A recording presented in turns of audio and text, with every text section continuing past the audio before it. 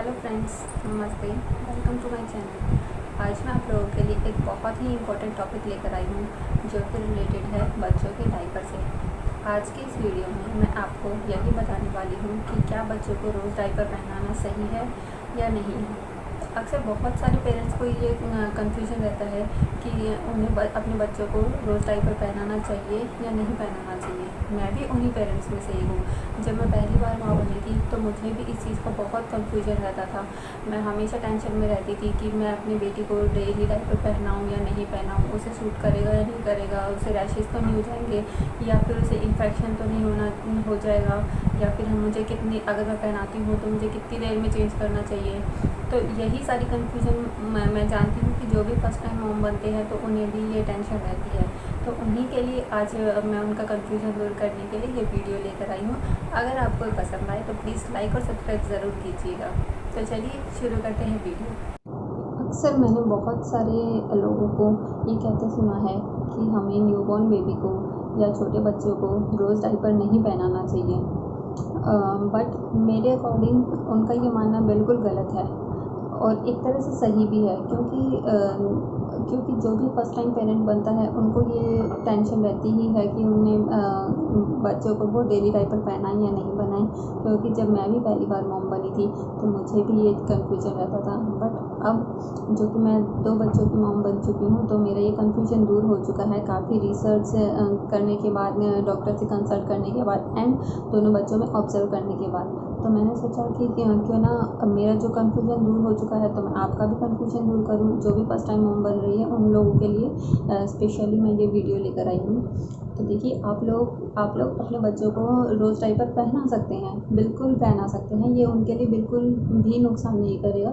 बस शर्त ये है कि जो भी मैं आगे आपको स्टेप्स बता रही हूँ आपको वो फॉलो करने पड़ेंगे। वो स्टेप्स ये हैं कि आपको जब भी आप बच्चे को डायपर पहनाते हैं तो आप ये ध्यान में रखिए कि आप अपने बच्चे को कौन सा ब्रांड यूज़ कर रहे हैं डायपर का। तो देखिए, अकॉर्डिंग टू मी सबसे बेस्ट ब्रांड है पैम्पर्स। पैम्पर्स में जो जेल एब्जॉर्बिंग पावर है वो बच्चे के सूसू को देर तक सोख के रखता है और बच्चे को ड्राई रखता है। एंड सेकंड नंबर पर आप हगीज़ पैम्पर्स भी यूज़ कर सकते हैं, ये भी बहुत अच्छा डायपर है। एंड नेक्स्ट इज़ आप मैमी पॉपो पैंट्स भी यूज़ कर सकते हैं। मैं अपने बच्चे के लिए यही यूज़ कर रही हूँ। एंड फर्स्ट ऑफ ऑल मैंने आपको बता दिया कि आप ये ध्यान में रखिए कि आप कौन सा ब्रांड यूज़ कर रहे हैं, ठीक है। एंड नेक्स्ट इज़ आपको ये ध्यान में रखना है कि आप कितनी देर में आप डायपर को चेंज कर रहे हैं।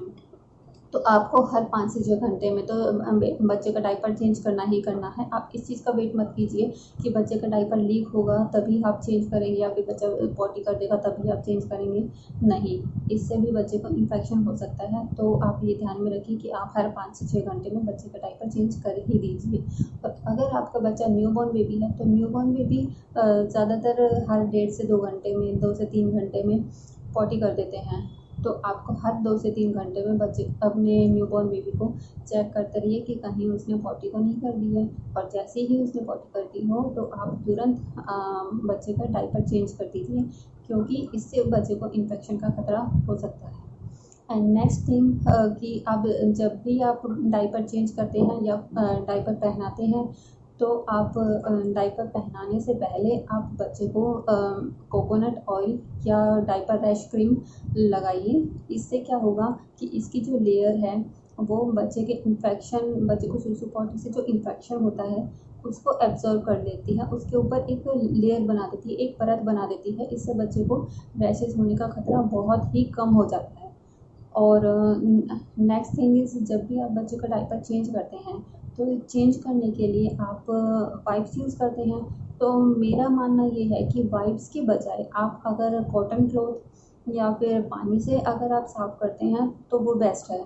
तो देखिए, अगर आप गर्मियों में रोज़ डायपर पहना रहे हैं और आपको चेंज करना है तब तो आप मेरे अकॉर्डिंग आप डेली पानी यूज़ कर सकते हैं, आप पानी से धो दीजिए। बट अगर सर्दियों में ये चीज़ है तो सर्दियों में आप वाइप्स यूज़ मत कीजिए, क्योंकि वाइप्स में भी कुछ लिक्विड जैसा कुछ होता है।